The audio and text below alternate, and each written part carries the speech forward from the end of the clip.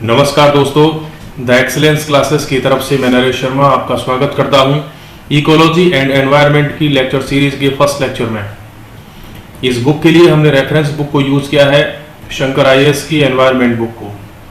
जो senior students हैं IAS PCS वाले, उनको पहले से मालूम है कि ये बुक एनवायरनमेंट और इकोलॉजी की स्टडी के लिए द बेस्ट बुक है। मैं इसको रिकमेंड करता हूं कि आप भी इसको पढ़ें।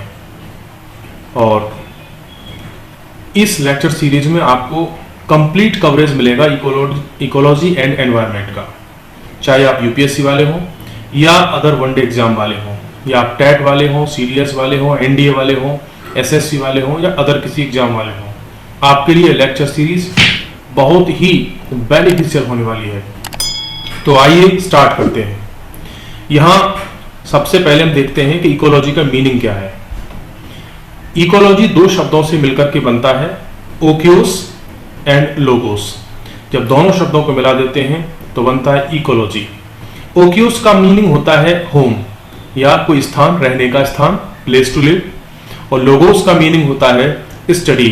जब दोनों शब्दों को मिलाएंगे तो लिटरली इसका जो मीनिंग होगा वो होगा the study of the home of nature, जो प्रकृति का घर है उसकी स्टडी, अर्थात एनवायरमेंट की स्टडी। Ecology is defined. इसको डिफाइन कैसे करते हैं? जो एक साइंटिफिक इसकी डेफिनेशन है जो एजुकेटेड सोसाइटी में जो चलती है वो है the ecology is a study.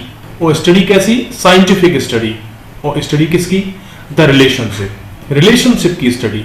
अब रिलेशनशिप तो मोर देन वन के साथ होता है, मीन्स दो लोगों का, दो वस्तुओं का, दो जीवों का रिलेशन होता है। तो रिलेशन किसका? लिविंग ऑर्गेनिजम्स का। वो किसके साथ? Each other.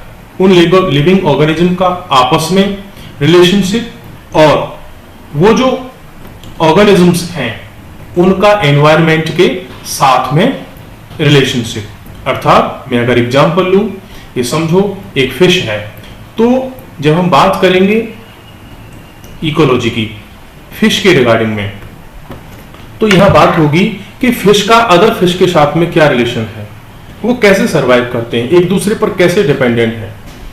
और जब एनवायरनमेंट की बात आएगी तो फिश के जो बाहर पानी है उसका टेम्परेचर है, वहां कुछ मिट्टी है, बहुत सारी गैसेस हैं, या ओशन के वाटर में या अदर वाटर में बहुत सारे जो न्यूट्रिएंट्स हैं जो घुले हुए हैं, उन सब के साथ में उसका रिलेशन कैसा है। इट डील्स, इट का मतलब यहां पर है इकोलॉजी। जो इकोलॉजी है वो डील करती है with the ways in which organisms are moulded by their environment. जितने भी ऑर्गेनिज्म हैं उन पर उनके एनवायरनमेंट का प्रभाव पड़ता है, वो उसको किसी न किसी तरह से डायरेक्टली और इनडायरेक्टली उसको मोल्ड करते हैं। And how they make use of environmental resources. जो एनवायरनमेंट के रिसोर्सेज हैं उनको ये ऑर्गेनिज्म कैसे यूज करते हैं, उनको कैसे एक्सप्लॉइट करते हैं। अब इसमें एनवायरमेंटल रिसोर्सेज में क्या क्या होते हैं? एनर्जी का फ्लो होता है, मिनरल की साइक्लिंग होती है, इसको हम आगे कवर करेंगे। अब हम बात करते हैं इकोलॉजी की हिस्ट्री की, history of ecology. The roots of ecology lie in natural history. इसका मतलब क्या हुआ? जो इकोलॉजी की जड़ें हैं, जो उसकी हिस्ट्री की स्टार्टिंग होती है, वो कहां से होती है? नेचुरल हिस्ट्री से। तो नेचुरल हिस्ट्री मतलब क्या हुआ? Which is as old as human civilisation itself. और नेचर की हिस्ट्री उतनी ही पुरानी है जितनी की मनुष्य के सिविलाइजेशन की हिस्ट्री है। मींस मानव की जो सभ्यता है उसकी स्टडी जितनी पुरानी है उतनी ही पुरानी क्या है? इकोलॉजी की स्टडी है। सिंस क्योंकि early history man has indulged in ecology in a practical sort of way, knowingly और unknowingly। इसका मतलब है कि जो मनुष्य है, चाहे उसको जानता था या न जानता था, जाने में अनजाने में, वो इकोलॉजी के साथ जुड़ा हुआ था, लेकिन वो प्रैक्टिकल फॉर्म में जुड़ा हुआ था। जिस तरह से आज हम इसकी थ्योरेटिकल स्टडी कर रहे हैं, ह्यूमन जो थे वो उसके साथ में प्रैक्टिकली जुड़े थे। कैसे? primitive societies, every individual was required to have an intimate knowledge of his environment. किसके लिए? For their survival. कि उस प्रिमिटिव सोसाइटी में, जो एंशिएंट समय की सोसाइटी थी, उसमें जो व्यक्ति था, जो मनुष्य था, वो किसी न किसी तरह से उसको अपने एनवायरमेंट की, उस इकोलॉजी की नॉलेज रखनी पड़ती थी। किस वजह से? अपने सर्वाइवल के लिए। कि अगर उसको जंगल में जिंदा रहना होता था तो उसको वहां के प्लांट्स की, वहां के एनिमल्स की, वहां की टोपोग्राफी की, वहां की ऊंचाई की, नीचाई की, वहां की नदियों की, नालों की, वहां की वर्षा की, वहां की सूखा की, इन सब की नॉलेज रखनी पड़ती थी। इस वजह से ह्यूमन इंटरेक्ट करते थे इकोलॉजी के साथ में। अब हम आगे बात करते हैं। Our ancient Indian text have references to ecological principles. जो हमारे इंडिया के जो एंशिएंट टेक्स्ट हैं, जैसे कि द क्लासिकल टेक्स्ट जिनको हम बोल रहे हैं, कौन कौन से? वैदिक पीरियड के हैं, such as the Vedas, Samhitas, Brahmanas, Aranyaka और Upanishads, contains many references to ecological concepts. ये जितने भी इंडियन टेक्स्ट हैं, जो क्लासिकल टेक्स्ट हैं, चाहे वो वेद हो गए, पुराण हो गए, संहिता हो गई, ब्राह्मण हो गए, अरण्यक हो गए, उपनिषद हो गए, इन सब में इकोलॉजी की स्टडी के बारे में, इकोलॉजी की बहुत से कॉन्सेप्ट्स जिनको आज हम जानते हैं, उन सब के बारे में बहुत सारे रेफरेंस मिलते हैं। The Indian treatise on medicine, जो दवाइयों पर एक टेक्स्ट है, एक बहुत अच्छी पुस्तक है जिसको हम कहेंगे, जिसका नाम है चरक संहिता, जो कि चरक ने लिखी थी। ये भी एक क्वेश्चन आपके लिए प्रिपेयर हो गया। एंड द सर्जिकल टेक्स्ट, कौन सी? सुश्रुत संहिता। जो सुश्रुत थे उन्होंने एक संहिता लिखी, ये किसके लिए थी? सर्जरी। आज जो हम देखते हैं कि प्लास्टिक सर्जरी वगैरह जो होती हैं, उस सर्जरी के बारे में इन्होंने बहुत डिटेल्ड स्टडी की है और बहुत डिटेल में लिखा है। ये दिखाती है, show that the people during this period had a good understanding of plant and animal ecology. जब इन बुक्स को जब हम रेफर करते हैं, जब इनको हम पढ़ते हैं, तो हमें आइडिया लगता है कि इनमें बहुत कुछ पहले से ही लिखा गया है और बहुत अच्छे से लिखा गया है। अब हम बात करते हैं कि ये जो टेक्स्ट हैं, इनमें और ऐसा क्या है? These text contain classification of animals on the basis of habit and habitat. In text में जो एनिमल्स हैं उनका क्लासिफिकेशन किया गया है। अब किस बेसिस पर? उनकी आदतों के बेसिस पर, उनकी हैबिट्स के बेस पर और उसके हैबिटाट के बेस पर, कि उन जानवरों की क्या आदत है और वो कहां रहते हैं, इसके बेसिस पर क्लासिफिकेशन किया गया है। किसका?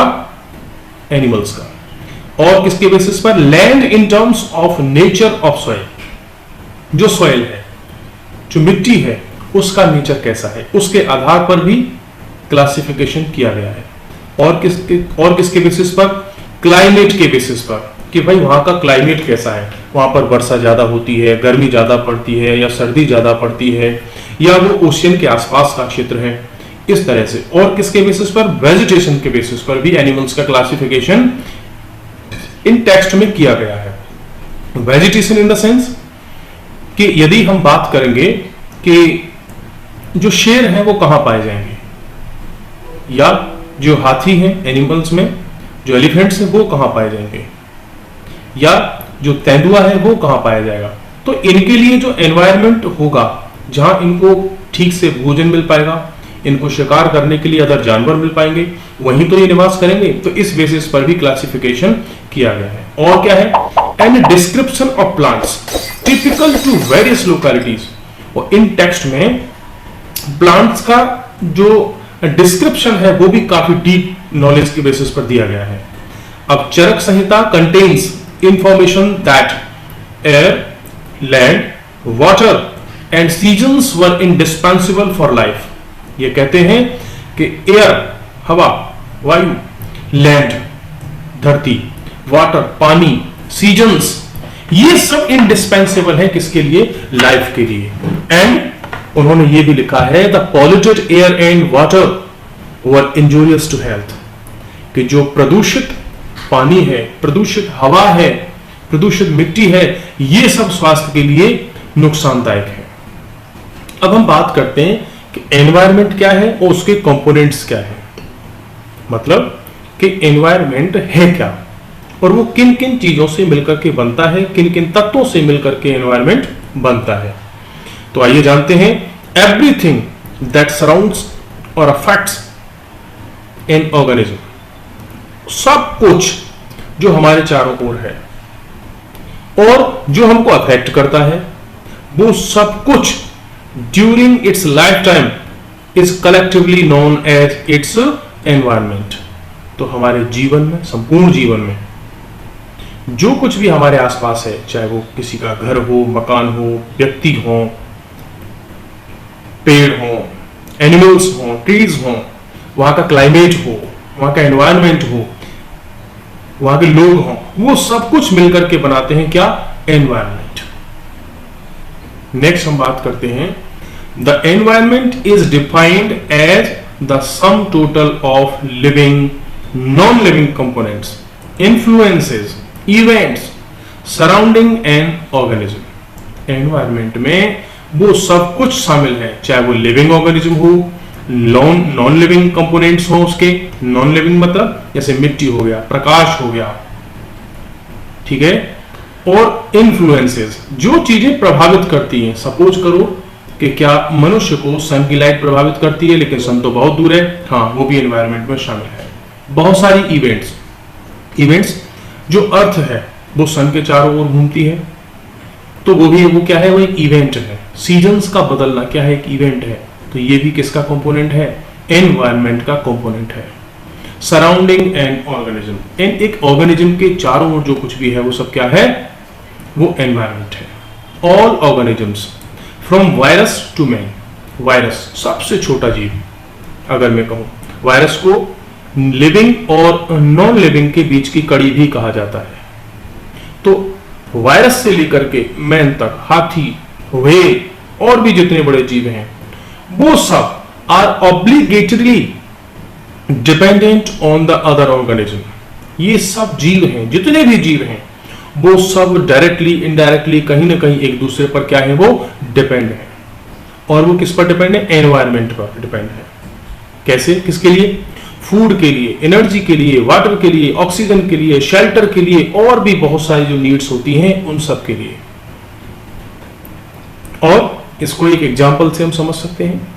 सपोज करो जो एक लॉयन है, क्या वो घास पर डिपेंड है, ग्रास पर डिपेंड है? तो मैं कहूंगा हाँ। आप सोच रहे होंगे कि लॉयन तो घास खाता नहीं है, तो घास पर कैसे डिपेंड हो गया? लॉयन घास नहीं खाता है, लॉयन हिरन को तो खाता है, लॉयन खरगोश को तो खा सकता है, लॉयन किसी बफेलो को खा सकता है लॉयन, लेकिन बफेलो तो मीट नहीं खाती, उसको तो ग्रास चाहिए, उसको तो वेजिटेशन चाहिए। जो हिरन है, जो डियर है, उसको भी तो चाहिए। तो इस तरह से सारे जीव किसी न किसी रूप में एक दूसरे पर क्या है? डिपेंडेंट है।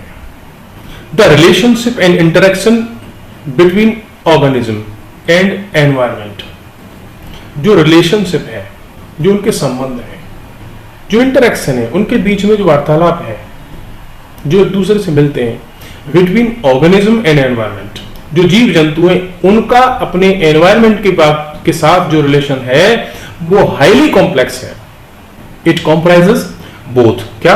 लिविंग का मतलब है बायोटिक, एंड नॉन लिविंग, इसका मतलब है अबायोटिक कंपोनेंट्स। तो यहां हम कह सकते हैं कि जो एनवायरमेंट है इसमें जो लिविंग थिंग्स हैं वो भी शामिल हैं, जो नॉन लिविंग थिंग्स हैं वो भी शामिल हैं।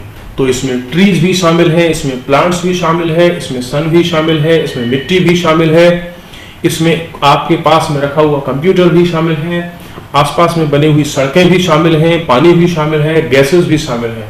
तो जो हमारे आसपास में है वो सब कुछ एनवायरमेंट में शामिल है। The environment is not static, इसका मतलब है कि एनवायरमेंट सदैव एक जैसा नहीं रहता, वो कैसा है? परिवर्तनशील है, बदलता रहता है। बोथ, क्या? बायोटिक एंड अबायोटिक फैक्टर्स, जो जीवित और अजीवित जो जितने भी फैक्टर्स हैं, प्रभावित करने वाले जो तथ्य हैं, are in a flux and keeps changing continuously, वो सब किसी न किसी रूप से बदल रहे हैं, सब बदल रहे हैं, चाहे वो मिट्टी हो, पानी हो, ट्रीज हो, टेम्परेचर हो, सब में चेंज आ रहा है। तो इसलिए वो किसमें है, इन अ फ्लक्स। फ्लक्स का मतलब होता है यहाँ पर कि वो चेंज में है, सब उनमें कुछ ना कुछ बदलाव हो रहा है। अब जरा हम देखते हैं कि कंपोनेंट्स ऑफ एनवायरनमेंट, ये बहुत इंपॉर्टेंट है, बार बार एग्जाम्स में क्वेश्चन पूछा जाता है कि एनवायरनमेंट के कंपोनेंट्स निम्नलिखित में से कौन कौन से हैं, which of the following are the components of the environment. तो उसके लिए ये आपको याद करने होंगे। अब हम इसमें डिफाइन करते हैं अबायोटिक और बायोटिक कंपोनेंट्स कौन कौन से हैं। अबायोटिक कंपोनेंट की जब हम बात करें तो उसमें वो सारे आएंगे जिन कंपोनेंट में जीवन नहीं होता। तो जीवन किसमें नहीं होता, एनर्जी हो गई, सन से मिलती है, वगैरह वगैरह से मिलती है। एनर्जी एक जीवित चीज नहीं है, जीवित वस्तु नहीं है, जीवित जीव नहीं है, ये बायोटिक नहीं है। रेडिएशन हो गया, सन की रेस से निकलता है, या बहुत सारे ऐसे रेडियम टाइप के बहुत से सारे मिनरल्स हैं उनसे भी निकलता है। टेम्परेचर हो गया, हीट का फ्लो हो गया, वाटर हो गया, एटमॉस्फेयर में बहुत सारी गैसेस होती हैं, विंड हो गई, वायु हो गई, फायर हो गई, अग्नि हो गई, ग्रेविटी हो गई, गुरुत्वाकर्षण, टोपोग्राफी हो गई, ऊंचाई नीचाई के, कहीं पर तो पहाड़ हैं, कहीं पर प्लेन एरिया है, सॉइल हो गई, मिट्टी हो गई, जियोलॉजिक सबस्ट्रेटम, इसका मतलब है कि जो अर्थ है, जो पृथ्वी है, वो बहुत सारी परतों से मिलकर के बनी हुई है, वो सब परतें वगैरह वो भी इसमें शामिल है। और भी बहुत कुछ इसमें शामिल है जो कि सबको अगर लिखेंगे तो बहुत लंबी लिस्ट हो जाएगी। तो कॉन्सेप्चुअली इसको यहां से देख सकते हैं। नेक्स्ट है बायोटिक कंपोनेंट्स। बायोटिक कंपोनेंट्स में क्या है, ग्रीन प्लांट्स, सूखे प्लांट्स की बात यहाँ पे नहीं हो रही है क्योंकि उनमें जीवन नहीं है। नॉन ग्रीन प्लांट्स, अब ऐसा भी नहीं है कि जो सारे प्लांट्स ग्रीन ही होते हैं, कुछ प्लांट्स ऐसे भी होते हैं वो ग्रीन नहीं होते लेकिन फिर भी जीवित होते हैं। डीकम्पोजर्स, डीकम्पोजर्स कौन होते हैं, जो छोटे छोटे कीड़े मकोड़े वगैरह होते हैं वो डीकम्पोजर्स होते हैं। जैसे कि हमने एक फूड को कहीं पर डाल दिया, उसमें धीरे धीरे कुछ कीड़े पैदा हो जाएंगे, या किसी की डेड बॉडी है उसमें कीड़े पैदा हो जाएंगे, वो उसको सबको डीकम्पोज कर देंगे और उसको मिट्टी में कन्वर्ट कर देंगे। तो ये जो ऑर्गेनिजम्स हैं इनको बोलते हैं हम डीकम्पोजर्स, जो किसी कंपोनेंट को या किसी डेड बॉडी को या किसी वस्तु को क्या करते हैं, डीकम्पोज करते हैं, इसको टुकड़े टुकड़े कर देते हैं बहुत छोटे छोटे में, और अंततः वो क्या बन जाता है, मिट्टी। पैरासाइट्स, पैरासाइट्स क्या होते हैं, पैरासाइट्स वो होते हैं जो दूसरों पर डिपेंड रहते हैं, जैसे कि पशुओं में होने वाली किलनी, ठीक है, या हिंदी में कहते हैं हम एक अमरबेल होती है, वो बहुत सारे पेड़ों पर होती है, पीले पीले से रंग की, और वो दूसरे पेड़ों पर डिपेंड रहती है। सिम्बायोट्स ये क्या होते हैं कि जैसे कि मैं अगर बात करूं, कुछ चिड़िया है, चिड़िया किसी पशु की पीठ पर बैठी है तो वो उसके कीड़े खा रही है, तो उसको तो वहां से भोजन मिल रहा है उस चिड़िया को, और उस पशु को क्या मिल रहा है, उस पशु को उन कीड़ों से मुक्ति मिल रही है। ऐसे ही बहुत सारे पेड़ होते हैं जिस पर जो है पक्षी रहते हैं, उनके नीचे पशु रहते हैं, एक दूसरे से हेल्प उनको मिलती रहती है। एनिमल्स हो गए, बहुत सारे मैन हो गया, ये सब क्या है, बायोटिक कंपोनेंट्स हैं। आओ एक एग्जांपल के थ्रू हम इनको समझते हैं। For instance, let's take the environment for a fish in the pond. एक तालाब में हम फिश का, एक मछली का एग्जांपल लेते हैं। External environment of fish, external environment of fish, it's environment consist of abiotic components. जब हम मछली के बाहर के एनवायरनमेंट की बात करते हैं तो उसमें अबायोटिक कंपोनेंट्स आएंगे, such as light, temperature, including the water, in which nutrients, oxygen, other gases and organic matter are dissolved। तो वो आसपास की उसकी जितनी भी सारी कंपोनेंट्स हैं वो सब शामिल होंगे किसमें, उसके एक्सटर्नल एनवायरनमेंट में। द बायोटिक एनवायरनमेंट की अगर हम बात करें तो कंसिस्ट ऑफ माइक्रोस्कोपिक ऑर्गेनिजम्स, बहुत सारे छोटे छोटे जीव होते हैं, जैसे कि प्लैंकटन, इनको फाइटोप्लैंक्टन्स भी बोलते हैं। ये समुद्र में पाई जाने वाली एक घास है, इसको खा करके मछली क्या होती है, अपना पेट, इसको मछलियां बहुत पसंद करती हैं, ठीक है। The which it assume as well as aquatic plants, animals and decomposers, ये सब शामिल होते हैं किसमें, बायोटिक कंपोनेंट्स में, बायोटिक कंपोनेंट्स में शामिल होते हैं। और इन्हीं के बेसिस पर हम डिफाइन कर सकते हैं कि किसका एनवायरनमेंट जो है बायोटिक एनवायरनमेंट है, बायोटिक फैक्टर्स हैं या अबायोटिक फैक्टर्स हैं। नेक्स्ट, अब हम बात करते हैं, आइए आगे चलते हैं, उस फिश का इंटरनल एनवायरनमेंट क्या है। ये क्या है, it is enclosed by the outer body surface. क्या मछली जो है उसका शरीर, उसकी जो स्किन होगी, उसकी बॉडी होगी, उससे कवर है? The internal environment is relatively stable. तो मछली के जो अंदर का एनवायरनमेंट होगा, उसका जो टेम्परेचर वगैरह होगा, उसके अंदर जो कुछ भी होगा, उसके पेट के अंदर वगैरह वगैरह, उसके बहुत सारे ऑर्गन्स होंगे, वो सब कैसे रहेंगे? Relatively stable. मीन्स ओशियन का पानी है या धूप है, वो सब बहुत जल्दी जल्दी बदलते रहेंगे, लेकिन मछली के अंदर, उसके पेट के अंदर, उसकी बॉडी के अंदर के जो कंपोनेंट्स हैं, जो ऑर्गन्स हैं, उनमें उतनी जल्दी चेंजेस नहीं होते। किसकी अपेक्षा, या अपेक्षाकृत बात हो रही है या कंपैरेटिव बात हो रही है, तो किसके कंपैरिजन में हो रही है? एक्सटर्नल एनवायरनमेंट के में, कि मछली के अंदर का जो एनवायरनमेंट है वो स्टेबल होता है in comparison to external environment. However it is not absolutely constant. लेकिन ये भी बात सही है कि मछली के अंदर का जो एनवायरनमेंट है वो एब्सोल्युटली कांस्टेंट भी नहीं होता। कभी उसमें इंजरी होगी, कभी इलनेस होगा, चाहे मैं अपनी बात करूं, किसी इंसान की बात करूं, कभी कभी एक्सेसिव स्ट्रेस होगी, अपसेट होगा, क्या उसका इंटरनल एनवायरनमेंट। फिश का एग्जांपल हमने लिया है, यहां पर हम अपना एग्जांपल ले सकते हैं। For example, if a marine fish is transferred to a fresh water environment it will not be able to survive. अगर एक ओशियन की फिश को हम एक फ्रेश वाटर वाले में, पानी में, एक पॉन्ड में या एक्वेरियम में ला करके उसको हम वहाँ पर जिंदा रखना चाहेंगे, तो हो सकता है 99.99% केस में वो वहाँ पर सर्वाइव नहीं कर पाएगी। ओके, तो आज के लेक्चर में, इस फर्स्ट लेक्चर में इसको यहीं पर हम एंड करते हैं, और नेक्स्ट लेक्चर में हम स्टार्ट करेंगे levels of organisations in ecology. Ecology में बहुत सारे जो ऑर्गेनाइजेशंस होते हैं उनका लेवल क्या होते हैं, और भी उसकी काफ़ी सारी डिटेल्स हैं, उनका हम स्टडी करेंगे। तो आइए कंटिन्यूस करेंगे फिर नेक्स्ट लेक्चर में। आप कंटिन्यूस करें हमारे साथ में, आपको इससे बहुत कुछ लाभ मिलने वाला है। आपके सारे एग्जाम्स के most of the questions solve होंगे। तब तक के लिए bye bye and thank you कि आपने इस लेक्चर को सुना या अपने दोस्तों के साथ, मित्रों के साथ शेयर किया। Thank you again.